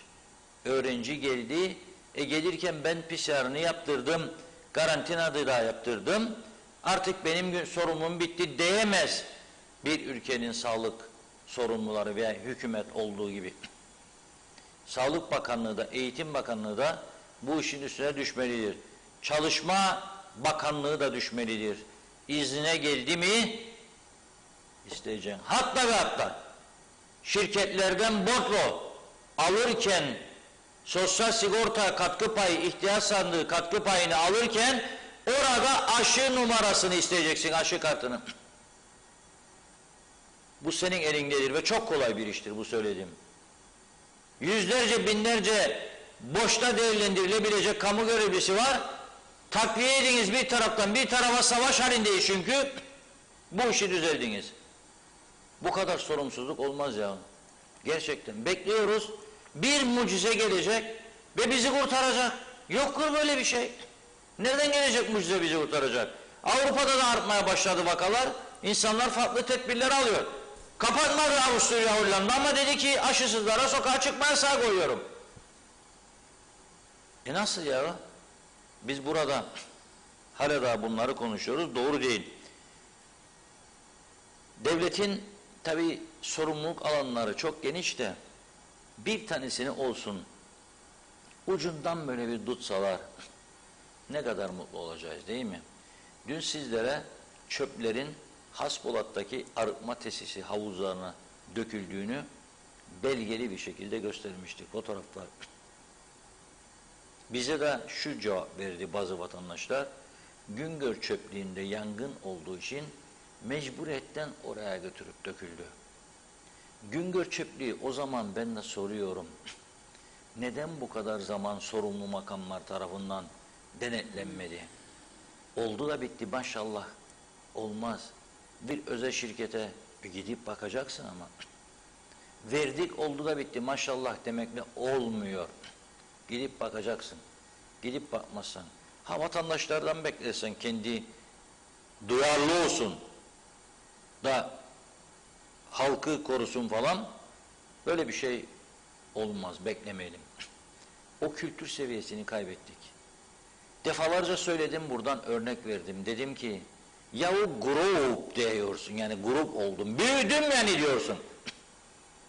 Bari kamyonda çakıl kum taşırken ört üstünü diyorum. Örtmüyor. O zaman ne olacak?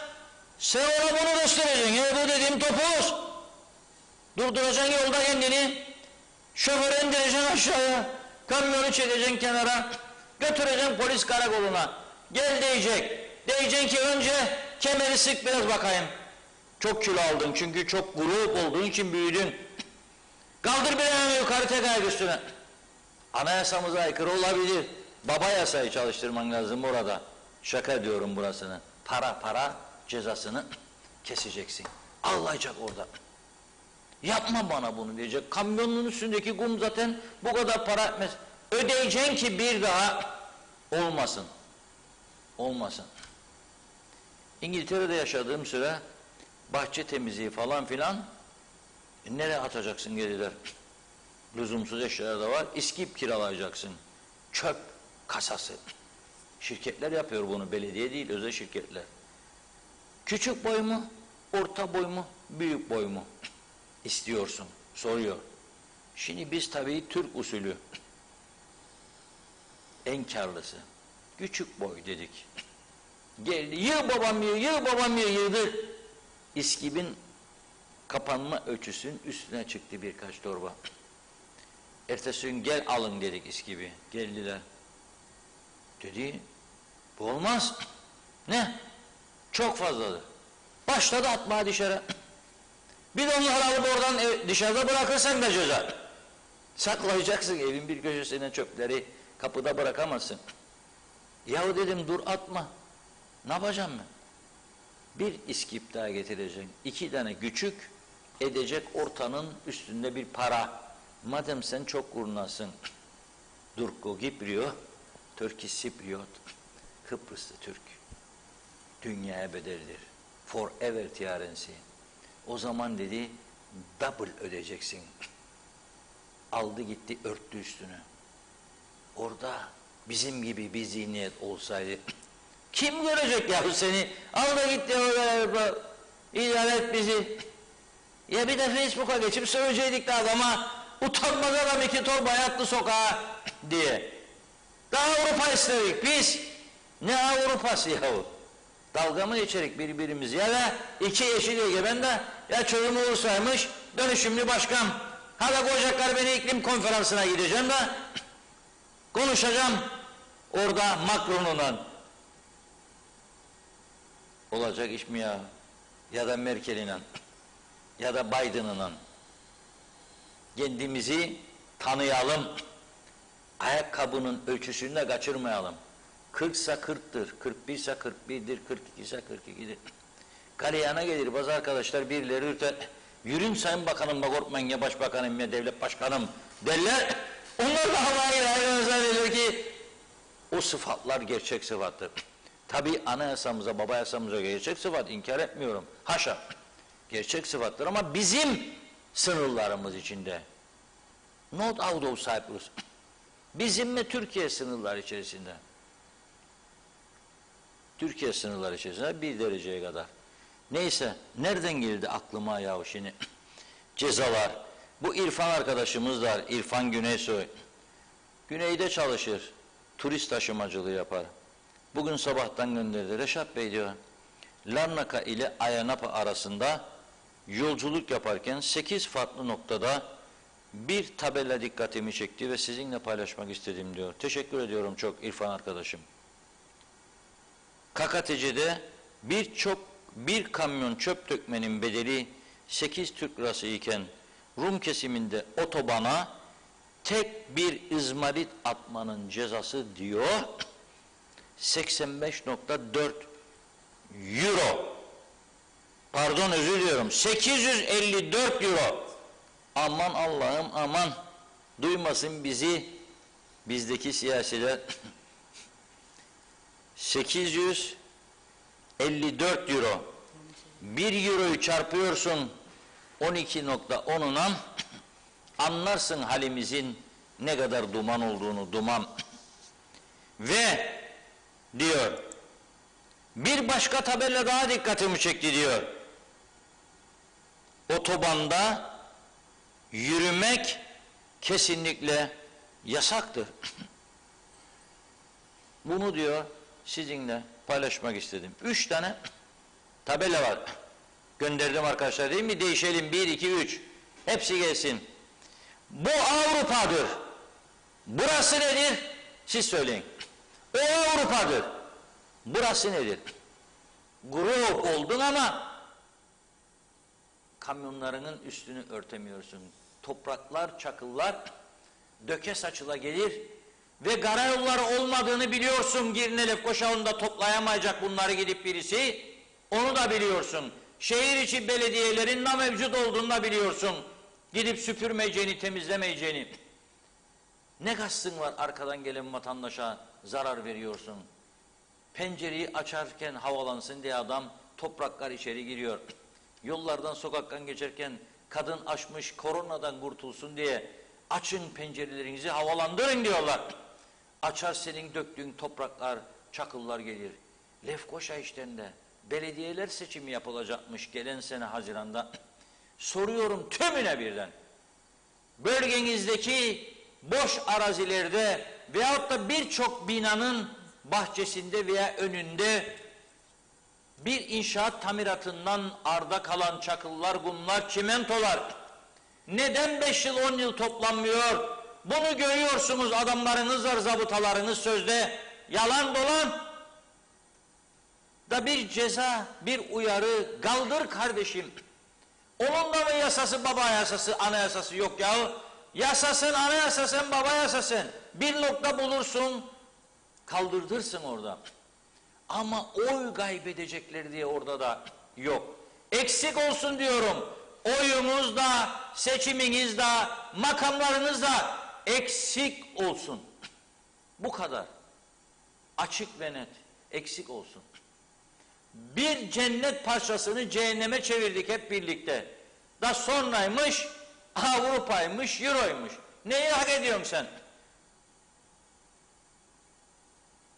Hak ettiğimiz bir şey yok. Sinirlenme diyorlar bana, canını sıkma. Mecburum canımı sıkmaya. Ne dedim az önce? Akaryakıt da dedim, galibam zamlanacak dedim. Beni duyup da yapmadılar ama sakın bana küfretmeyin. Reşat Akar'ı dinlediler de zam yaptılar. Meğer benim 6. isim, gerçekten 6. isim çok kuvvetli, güveniyorum. Babamın rahatsızlanacağını hissettim. Gece sabahleyin, yani aradan 8-9 saat geçtikten sonra öğrendim. Akaryakıt da şimdi sanki de beni hissediyorum, duyuyormuşum gibi. O da işin şakası. 95 oktan kurşunsuz benzin 34 kuruş zamlanmış. Gene de insaflı davrandılar ha. 9.14. Evet. Kurşunsuz 95, 9.14. Kurşunsuz 98, oktan 9.30. Euro dizel 8.78, gaz yağı 8.75 oldu. Eski fiyatlar ise kurşunsuz 95, 8.80'di, şimdi 9.14. 98, 8.94'tü, şimdi 9.30. Euro dizel 8.44'tü, şimdi 8.78. Gaz yağı 8.30'du, 8.75. Tam da havalar soğuyor. Meteoroloji diyor ki yağmur geliyor cuma, cumartesi, pazar. İnsanlar evde tabii ki klima çalıştıramaz. Elektrik kurumu kelleyi alır. Gaz yağıyla ısınmayı düşünenler vardı. Ben size demedim mi Funda Hanım programa girmezden önce? Gidin depoyu doldurun da Dediler gelin. vallahi, evet, Yok akşam giderken dediniz. Evet, Hadi bakalım. yetişemedik. Git şimdi işte. Yetişemedik, evet. Ben dedim Sağlık olsun. ama siz demediniz. Bizim Turizm Bakanlığı'nda hasır işleri yapan bir arkadaşımız vardı. Öyle söylerdi. De bağa, deyim sağa derdi. Ben de dedim size, demediniz bağa. Dedim bağa, demedin sağa. Evet, sona geldik. Milletvekilliği adaylıklar için de çağrılar başladı. İlk bayrağı Yeniden Doğuş Partisi açtı. Bugün ne diyor? Gelin diyor, aday başvurusu yapın diyor. 50 aday belirleyecekler tabii ama benim duyduğum 500 tane adayı var. Yeni Doğuş Partisi. Herkes milletvekili olmalı diyorum. 18 yaş üstü, 18, 20, 22 yaş arası olanların tümü müdür müsteşar. 25'in 30 arası tümü milletvekili, 30 ve yukarısı tümü bakan ve başbakan ve cumhurbaşkanı olsun. Herkes mutlu olsun. Herkesin bir sıfatı, bir kartviziti olsun. Dünyada yoktur benzeri. İnanın buna. Yok. Yeniden Doğuş Partisi diyor ki 23 Ocak seçimlerine hazırlanıyoruz. Zafere 5 Ocak şöyle diyor. 24 Kasım'da diyor acele tutun elinizi. Adaylık başvurusunu yapınız. 24 Kasım son gün. Ona göre aday olmak isteyenler YDP'den kolları sıvasın, cebe dadanırsın ve gitsin. Evet ondan. Son mesajlar Son ve bitirelim. mesajları ama şöyle ki süremiz el vermeyecek. Dolayısıyla adil davranmış da olamayacağım. Genel olarak aşı karşıtlarının da mesajları vardı. Aşı olalım diyenler de vardı. Reşat Bey, sizi çok tebrik edenler var tabii ki. Sesimiz oldunuz diyorlar. Çok teşekkür ediyorlar. Evet, yarın artık telafi etmeye çalışacağız diyeyim ben. Siz son olarak ne söylemek istiyorsunuz Reşat Bey? Kenan Akın Bey mesaj attı, ben aday değilim diyor. Kolay mı aday olasın Kenan Bey? Para ister ya, o para çok para ister şimdi aday olmak. Londra'dan teşekkür ediyorum, çok sağ olsunlar. Bizi izleyenler fotoğraf gönderiyor. Nural Ezel Bey de gönderdi. Masasında accountantımızdı. Oturup prosunda yakmış, çalışma odasında bizi izleyen fotoğraf göndermiş. Havva Rozagi Hanım her zamanki gibi göndermiş. Çok sayıda vatandaşımız oturup bizi izlerken huzur içerisinde fotoğraf gönderiyor. Onlara çok teşekkür ediyorum. Okuyamadıklarım var. Özür dilerim. Çok var gönderen. Şeyi de gönderemedik. Yani o fotoğraflar geziyor işte. Görüyorsunuz gelenler. Herkese çok çok teşekkür ediyoruz. Ve memleket bizim diyoruz. İnsanlar bizim. Birçok yanlışlarımız, hatalarımız olsa da düzeltmeliyiz diyorum. Bakın yurt dışında bizi canla başla izleyenler, dinleyenler var. Londra'da geçen gün bir hamle yaptı Kıbrıslı Türkler. Ondan bahsetmesem olmaz. Oradaki arkadaşımız bana bugün bir paylaşımını gönderdi. İngiltere Waltham Forest Town'da KKTC bayrağını çektiler. Bakın adamlar nasıl çalışıyor Rumlar ve bir miktarda galiba Türk vatandaşı veya KKTC olup da Türkiye aleyhtarı, KKTC aleyhtarı olanların da bir anda hücum etmeleriyle yarım gün sonra bayrak indirilmiş. Burada bir başarı sağladı bunlar. Hayır göstersinler, yani KKTC de var.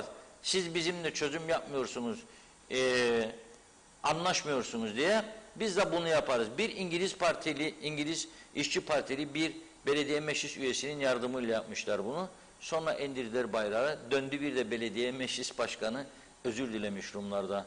Nafiye Horozoğlu Hanım çok güzel bir paylaşım yaptı. Sayfasına girebilenler Facebook'ta izleyebilirler. Tekrar teşekkür ederiz. Sağ Biz de olun. size teşekkür ediyoruz ve programımızı burada noktalıyoruz değerli izleyenlerimiz. Yeniden görüşünceye dek hoşçakalın. Tabii şeyi söylemedik. Neyi Dur söylemedik? gitme, bırakıp beni gitme diye bir şarkı var, onu söyleyecektik. Şarkıyı unuttuk. Şarkıyı söyleyemedik de bu Bizden akşam sonra gelsin. az sonra Funda Hanım burada 18.45, 19.15'te ben Deniz burada. 68'li mülkiyeler var bu akşam. Fırsatı olan izlesin diyorum. Teşekkür ediyorum. İyi akşamlar diliyoruz efendim.